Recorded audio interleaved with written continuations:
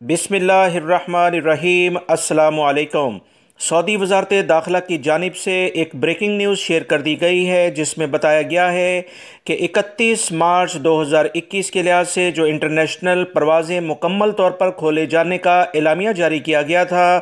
اس کی تاریخ میں تبدیلی کر دی گئی ہے۔ یاد رکھیں دوستو، آج ہی میں نے اپنے دوسرے چینل پر، جس کا لنک میں نے اسی ویڈیو کے کمنٹس باکس میں پن اپ کر دیا ہے، یہ بتایا تھا کہ وزارت صحت کی جانب سے کچھ الرٹ جاری کیے گئے ہیں، جس میں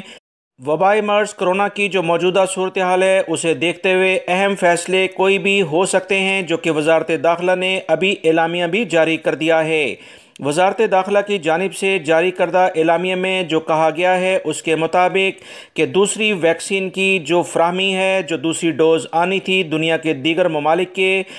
ذریعے سعودی عرب میں، اس میں کچھ تاخیر کی بنا پر وزارت داخلہ نے تمام سعودی شہریوں کے سفری جو زمینی، سمندری اور ہوائی بندرگاہوں سے انہوں نے جانا تھا، وہ ابھی فی الوقت معطل کر دی ہے، اور اس میں اضافہ کر کے 15 مئی 2021 کر دیا گیا ہے۔ یاد رکھیں، سعودی حکومت کی جانب سے عوام کی صحت کو اولین ترجیح دی جا رہی ہے۔ اسی بنیاد پر وزارت صحت کے جو بھی بیانیے سامنے آتے ہیں، ایک اہم کمیٹی رپورٹس کا مکمل جائزہ لیتی ہے انٹرنیشنل لیول پر، اور سعودی عرب میں جو بھی افراد اس وقت وبائی مرض کے کیسز سامنے آتے ہیں، اسی بنیاد پر اور انٹرنیشنل فلائٹس کے بارے میں فیصلے کیے جاتے ہیں۔ وزارت داخلہ کی جانب سے کہا گیا ہے کہ غیر ملکی افراد جو نارمل اس وقت آ جا رہے ہیں، وہ بالکل اسی طرح سے آتے جاتے رہیں گے، ان پر کوئی بھی خاص پابندی نہیں۔ ان کے لیے صرف وبائی مرض کرونا کے جو ٹیسٹ کے بارے میں قوانین واضح کیے گئے ہیں، اس پر سختی سے عمل کیا جائے گا۔